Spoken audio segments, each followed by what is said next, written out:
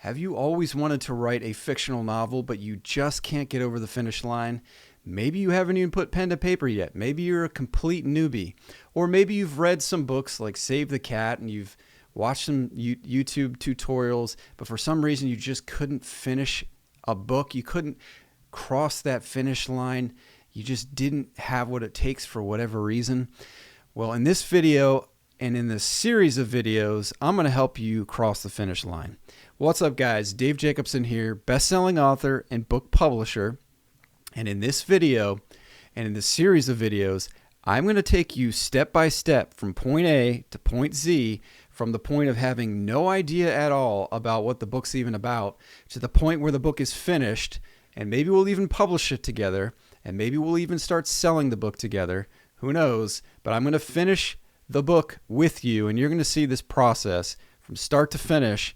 And if you follow along at home and do the steps that I'm going to teach you, you too are going to be able to write a novel, not just any novel, a good novel. So if that sounds good, pull up some popcorn, get a pad of paper if you want to take notes, and follow along at home. So I'm going to shrink my melon-sized head here for starters, and I'm going to take you into this Word document I created. Now, this is basically the culmination of a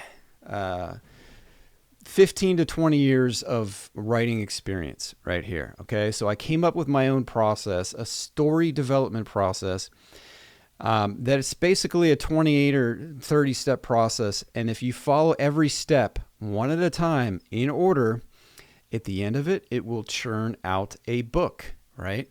And so this is what's missing. People don't have this process. It's not your fault that you can't complete a book. No one ever taught you how.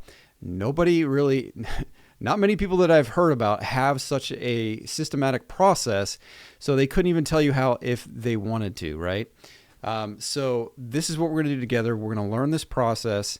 I'm hoping you're going to follow along at home, and let's get into it, all right? So the first step in the process, again, we're going to go through this step by step. Now, I'm not going to have time to do the whole process in one video, so we're going to do one video at a time. If you want to follow along, please subscribe, hit the alert bell. If you don't, that's cool too. I really don't care. I just want to share this information with the world because I think it's really going to help authors and writers, and it would have saved me a lot of time if I had known this information when I first got started. All right, so step one, and this is going to sound counterintuitive, and it might fly in the face of everything you've ever heard before. But the first thing you want to do in this particular story development process is to come up with a working title for your book. Okay, a title. So yeah, you're going to start with the title. Okay, and a lot of these things are going to sound backwards, but I'm going to explain why we're doing it this way. All right. So the first reason you want to start with a title is this. I've written numerous books, okay? I've published numerous books. I'm doing 5 figures right now selling my own books online, right? So I have a lot of experience with this. And I have gotten to the point when I've written novels before where I've finished the entire thing, okay? I finished it. Some of these have taken me years to write. And when I got to the end of the process of writing it, I struggled to come up with a good title, and I couldn't, right? I've finished books that have taken me years to write, and I just couldn't come up with a great title for the book, even though I spent all that time on it, and I tried my hardest, okay? And the reason is there are some book concepts that do not lend themselves well to having a great title, okay? And you can only learn this from experience. That's a problem, okay? Because the number one most important selling point, piece of text associated with your book is your title, right? Think about it this way. You go to a bookstore. What's the first thing you see about any book? You see the title and the cover, right? If the title sucks or it's not something that draws you in, you're never going to pick up that title. Right? There are books that the only reason they ever sold millions of copies was because of the title, right? And I can come up with examples. but I'm not going to do that. If you've read a lot, you know what I'm talking about, right? So a title is powerful enough, if it's done right, to sell the book on its own, okay? And it's the most important piece of text associated with your book. So what I like to do, and this is reason one. I'm going to give you other reasons why you start with the title in a moment. But what I always like to do before I do anything else is I like to brainstorm titles, okay? And there's a number of ways you can do this, but I log title ideas, okay? You're going to come up with multiple title ideas, probably, if you're doing this. And I have a book here with pages and pages just of possible titles, okay? And each one of those titles, this gets into the second point of why you should always start with the title. Each one of those titles, as soon as you read the title, it conveys information about what that book will probably be about. And that's what a good title does, right? So let me give you an example. Jurassic Park. Home run title, home run book, home run movie, right? Millions and millions of copies sold of this book. Box office hit. Why? Well, in part because of the title, right? When you hear the words Jurassic Park, if you know anything about dinosaurs, if you've heard about the Jurassic era before, you know immediately that this is about dinosaurs. And when you think about the word park, if you put it together, you're like, wow, there's a park with dinosaurs maybe in it? That is an interesting movie or book that I want to read or watch, right? So that gives you just an example of the power of a title. And if you had come up with that title, Jurassic Park, as the first step in your story development process, you would have known instantly that, hey, there's something here, right?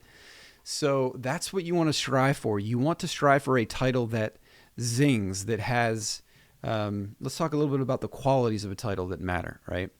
So you want something that is high concept, like Jurassic Park, right? High concept means something that's going to appeal to a lot of different people. All right, I can have a title for a book like How to Sew a Red Hat Using Knitting Techniques. Okay, that can be your title. There's nothing wrong with that, but you're probably not going to sell a lot of those books. Why? Because not a lot of people are interested in that particular topic. Right? So high concept means let's start with something where we know we can have a huge potential target audience, and we're going to try to identify that through the title, right? So that's the first thing. There's other things you can think about. Is there a hook involved in the title? A hook means something that draws you in. Think about like reeling a fish in, right? A hook when you're fishing. You throw the hook out there. Without the hook, you're not going to catch any fish. If you just throw out a string, it's not going to catch any fish. You need the hook. Same thing with books. You need a hook, right? If you can get your hook right there in the title somehow, which I think Jurassic Park does, then you're going to draw people in using this title alone, right? Okay, so I'm going to shrink my head again. We're going to get back into the document.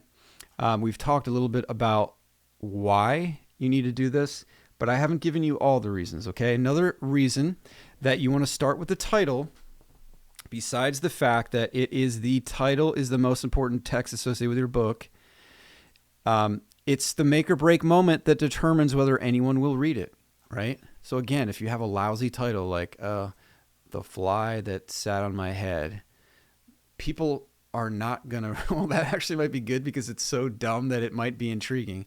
But you can think of even worse ones, right? No one's ever going to pick it up, right? So it's the make or break moment. It's the first thing that determines whether they ever read the back cover or the first page of your book. Okay, so it makes sense to get this right and just make sure that you at least have a working title that's good before you move on. Now, I'm not saying it's going to be your finished title, okay? It doesn't have to be the finished title that gets published. What it has to be is good enough, clever enough, intriguing enough, attention-grabbing enough that you're like, oh, when I finish this book, when I spend 1,000 hours or 100 hours working on this, I know at the end of the process that I'm going to have at least something in my back pocket for a title that's going to be awesome, right? That's what you're striving for, okay? Now, the second reason that it's important to come up with a working title first is because there's this concept in creativity where the more you narrow the scope of what you're allowed to think about and work on, the more creative you get, okay? And the more productive you get in your creative process. What do I mean by that? Well, okay, if I'm just sitting here and I'm trying to think of what my book should be about, and it could be about literally an infinite number of topics and things. Well, that's pretty daunting and overwhelming, and it is the number one cause of writer's block. Okay, to be daunted and overwhelmed and not know where to go next, or where to turn next, or what to think about next. That's what causes writer's block 90% of the time. Okay, so by choosing a title first, you automatically greatly narrow the scope of what your book could actually be about, which is a good thing because it all of a sudden gets rid of that daunted feeling and it focuses your creative energies in a very specific direction. Okay, let's go back to the Jurassic Park example. Let's say I came up with the title Jurassic Park, and I was like, whoa, I'm already far along in step one. This is awesome. I know this is clever. I know it's intriguing. I know it's attention grabbing. It's got a hook involved in it. It instantly conveys what the story is about. Well, guess what else it does?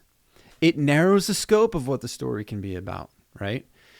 You're not going to call your book Jurassic Park and have it be about sewing sweaters, I hope, unless you're a lunatic or insane, right?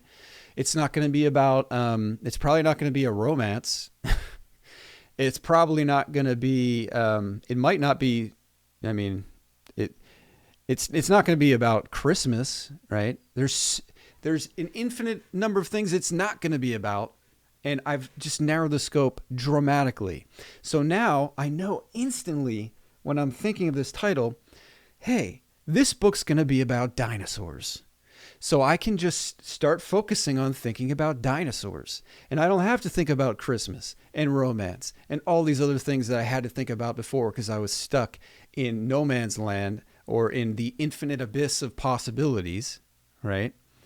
So that's the other reason we start with a title first, because it focuses our creative energies. Okay? So that said, let's choose a title for our book that we're going to write together for this creative process and this experiment in collaboration and in this tutorial on teaching you how to write a book cover to cover. Okay? Now I've got my handy notebook right here that I've created, and I've come up with all these different concepts. And the one that I would like to use for this particular example is a title that I came up with. Again, I've got all these different titles here that I think would be good. The title I like to use is Dead and Breakfast. Dead and Breakfast. Okay? Why do I think that's a good title? Well, number one, there's a pun, right? We're all familiar with bed and breakfast, and so there's a cleverness to it. Dead and breakfast, right? Dead and breakfast. Also, it's intriguing on some level, right? I've never heard that expression before, dead and breakfast. What does that mean? What is it about? Well, it kind of might be about a bed and breakfast, but there's death involved somehow, right? So it grabs your attention. It evokes some ideas about what it could possibly be about. It narrows the focus of what it could be about. It's probably not going to be about dinosaurs or about Christmas, right? And it gives me some direction and focus on how I can narrow the scope of my infinite creative juices and forces and put them in a very focused, specific direction, right? So Dead and Breakfast is going to be the title of this book that we work on together. That concludes the first step in our story development process. Please subscribe, hit the alert bell if you want to move on with me to step 2. Thank you very much for watching, guys. I appreciate your time, and hopefully you got some value out of this. See you next time.